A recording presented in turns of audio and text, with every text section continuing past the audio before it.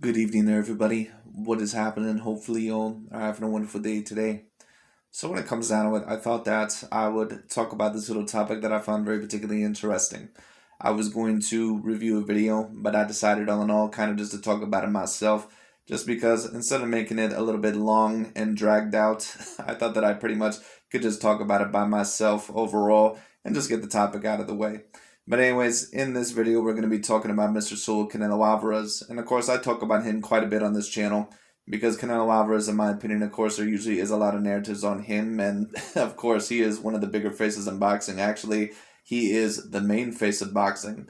And I don't really even think that that is debatable at this point. I think that it is very clear who is the main cash cow, who is the main golden goose, and in my opinion, also who is the clear number one pound for pound fighter in all of boxing. And I think that all those labels deserve to go to Mr. Saul Canelo Alvarez. Well, the big question, of course, about Mr. Saul Canelo Alvarez in his next fight is really who the hell is he going to face next?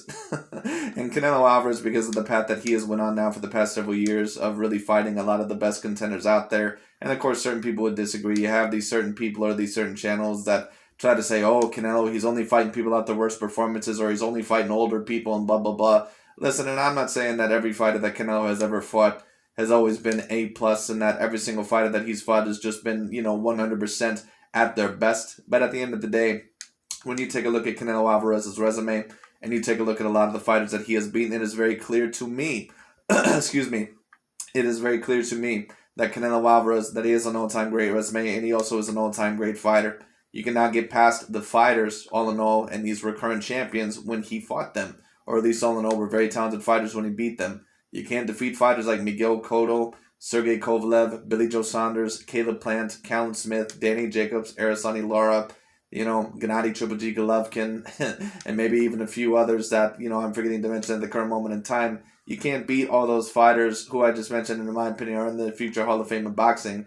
Austin Trout as well, I forgot to mention him.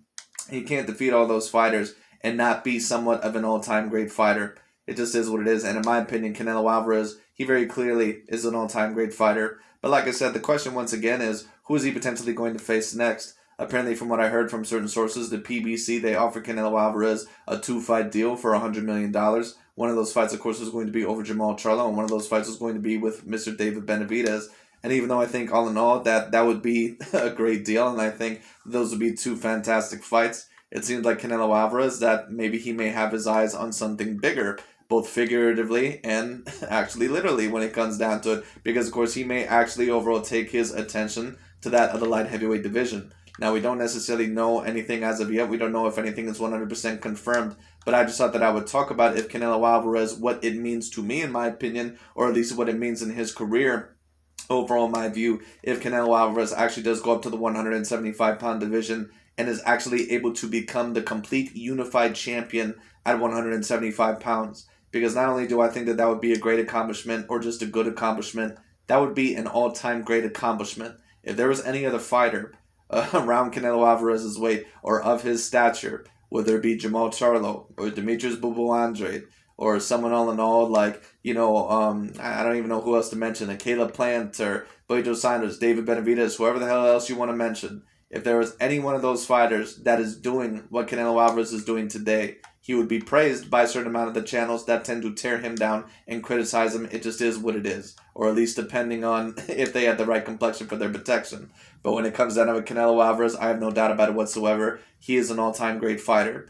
And to be honest with you, if he ends up unifying the 175-pound division in this year 2022, especially by defeating that of Dimitri Bivol and Artur Beterbiev, in my view, and a lot of people may disagree with me when I say this, I think that more than likely Canelo would have a very, very decent right, or at least a decent argument, for then claiming to be the greatest Mexican fighter of all time.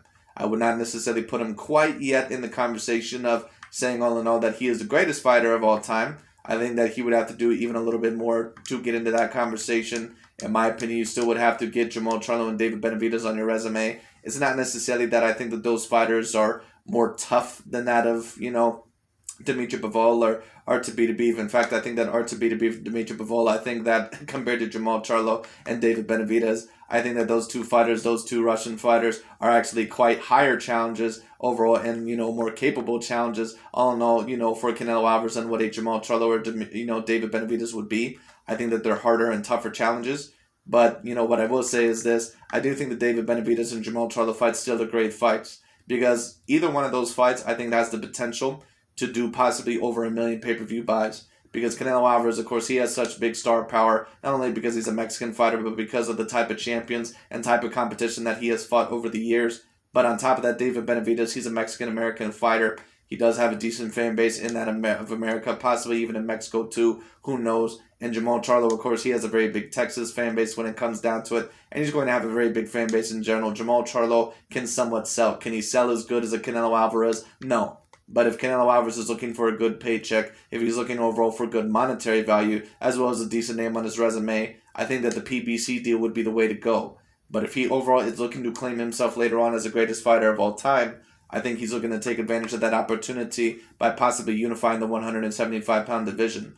And I think that that would be a brilliant move, and I think that it would be an all-time great move. Because you're talking about Dimitri Bivol and Artur, two fighters that, in my view, are not even just A-minus fighters. To be honest with you, both Dimitri Bivol and Artur, when they're at their best, they're probably A-plus fighters. Let me put it in this, perspective. If Andre Ward, all in all, ended up beating them, if he somehow came back and ended up beating them, his resume would even be that much better, because Dimitri Bivol and Artur, they're two fighters that you really don't want to mess around with.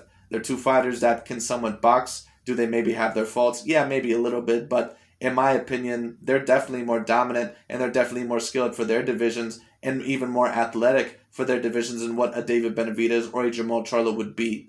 And I think that David Benavidez and Jamal Charlo, once again, I think that they're fantastic fighters. I think all in all that they're very decent names to possibly go on Canelo Alvarez's resume for later on. But to me, when it comes down to it, I think that Artur and Dimitri Bivol, no, they're not quite the sell that what a Jamal Charlo or David Benavidez would be, in my opinion. But they are bigger challenges. In my opinion, they're bigger for legacy. For those of us that may call ourselves boxing aficionados, or for those of us that study the art of pugilism, when it comes down to it, or those of us that call ourselves boxing purists. We know all in all that Artur and Dimitri Bivol, these are two fighters that have decent Olympic pedigrees. I believe that actually they won medals in the Olympics when it came down to it. If I'm wrong about that, someone correct me. They have a great amateur background. They're two fighters that are extremely athletic. Dimitri Bivol is a person that has very good feet, very quick on his feet when it comes down to it. Excellent power. I've even heard rumors that Dimitri Bivol can punch just as hard as that is Gennady Triple G Golovkin. If Canelo is somehow able to defeat these two in this year, in my opinion, he will become the greatest Mexican fighter of all time. And I know a lot of people, they'll say, oh, I'm not so sure about that. In my view, he would.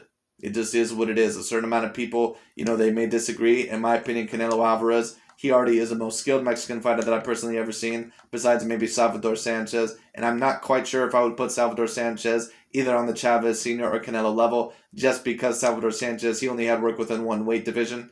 But he was a phenomenal fighter, no doubt about it. So if you wanted to rank him higher, I really wouldn't have a problem with that.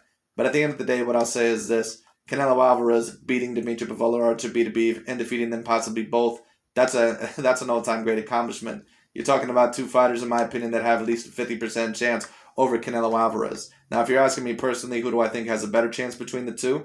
I would say maybe Artur at the point in time, just because I think that he looks a little bit better. Yeah, he might be a little bit older than Dimitri Bivol, but at the current moment in time, he looks a little bit more dominant. His power is absolutely ruthless when it comes down to it. He's big, and he is a person that is decently skilled. Does he always look like someone all in all that, has the greatest head movement or is always the most slick? No, but he is a person that gets better with each and every fight. I was very impressed with what overall he was able to pull off against Marcus Brown. There was a certain amount of people that thought that maybe Marcus Brown could even pull off the upset, and I would have not been overly surprised if that would have happened. But Artur went in there. He had a little bit of problems within the first couple rounds, and then after that, he pretty much just pinned him into submission. The fight really was not even competitive after the first couple of rounds. And on top of that, he has a 100% knockout ratio. And not even overall just against bum fighters. He's literally beaten a few fighters that you can claim are very decent fighters, like a Marcus Brown, who had never been knocked out before, at least officially. Because I believe the fight overall was stopped, against Jean Pascal, but he wasn't knocked out. I think it was because of a headbutt, and a cut, so they had to go to the scorecards. And also against Alexander Gvozdyk, he was coming off of a fantastic win over the somewhat older but still very experienced, very dangerous Adonis Stevenson. And he ended up basically crushing Alexander Gvozdyk in the second half of that fight. So Artur is no joke, especially if this fight overall ends up happening, without a weight drain. If Canelo ends up getting this win, it's an all-time great win. There's no doubt about it. And there may be certain people that allege, oh, well, here goes Canelo again. He's facing these Caucasian European fighters.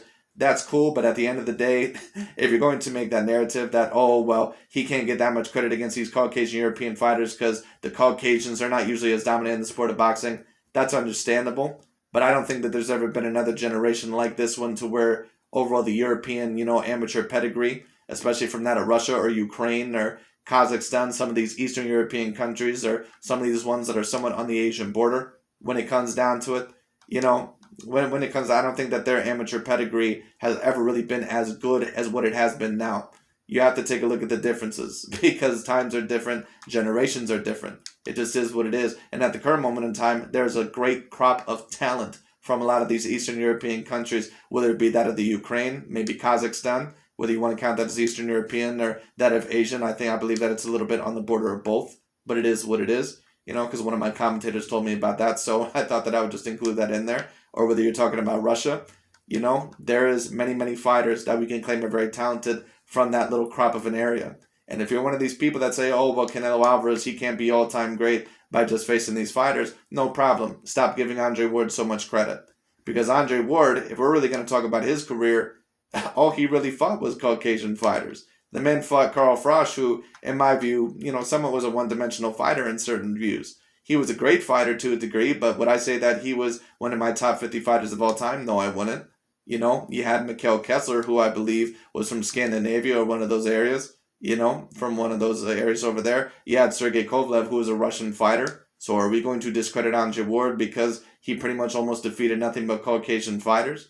Now, of course, he did get a very great win over Chad Dawson, but at the end of the day, the majority of his big wins and the biggest win of his career was over Sergey the Crusher Kovalev. So if we want to go by that narrative, then be consistent. Say all in all that, we can't really count Canelo's big wins over Caleb Plant or Callum Smith or Billy Joe Saunders because Caucasian fighters, they're not usually that dominant. No problem. Stop counting Andre Ward as an all-time great fighter then. Stop putting him on the same level as some of the other all-time great fighters. All right? You see my point? So it is what it is. Like I said, there's a difference between someone that, in my opinion, is a great big white hype and someone that actually is a legitimate fighter. And when you talk about Caleb Plant, when you talk about Callum Smith and Billy Joe Saunders, all those fighters were legitimate fighters. You don't have to claim that they were A+. You don't even have to claim that they were A-grade fighters. But they were at least on the A- level. Dimitri Bivol and Artur Beterbiev, in my view, you could even debate them as A+ fighters. Because in my view, Artur Beterbiev and Dimitri Bivol, you could debate them. Artur Beterbiev, you could even debate my top 10 pound per pound debatably. Dimitri Bivol, I wouldn't put him there, but he would be within my top 20. And Artur Beterbiev certainly would be within my top 20, top 15. So if Canelo ends up beating these two guys within this year, that's an all-time great accomplishment. And like I said, this is why Canelo, in my view, he has to be the clear number one pound-for-pound fighter. Because what other fighter has expectations if Jamal Charlo went up to 175, if Dimitri Bouboundre went up to 175, if David Benavidez went up to 175? None of those guys would ever be favored to defeat a Dimitri Bivol or an Artur Beterbiev. Now, sometimes there are certain fighters that just react better to the higher weight classes. That doesn't always mean that maybe a fighter would be greater, but that shows you all in all the expectations upon Canelo Alvarez's shoulders. So it is what it is. But anyways, I just thought that I would talk about that. I thought that it was very particularly interesting. I think that if he does go after Dimitri Bivol, and all in all, if he also does go after Artur Beterbiev, that's a terrific accomplishment. And then afterwards, I think overall going after David Benavidez and Jamal Charlo, I think that would be the way to go. But we'll see all in all what happens. But I really don't mind it either way. But from what I've heard, Canelo Alvarez, it sounds like maybe he will go after the light heavyweight division. But we'll see all in all what happens. But anyways, that's pretty much about it for today. Thanks so much for watching. And I'll talk to you all later. And just overall, one last thing, I suppose, before I go. Not only do I believe that if Canelo Alvarez, if he ends up beating these two fighters at the light heavyweight division, not only do I believe that there's going to be a great argument that Canelo Alvarez, that he more than likely will be the greatest Mexican fighter of all time, there's going to be a great debate that he more than likely is going to be in the discussion as the greatest fighter of all time. I have no doubt about that in my mind whatsoever. Now, would I necessarily 100% co-sign that?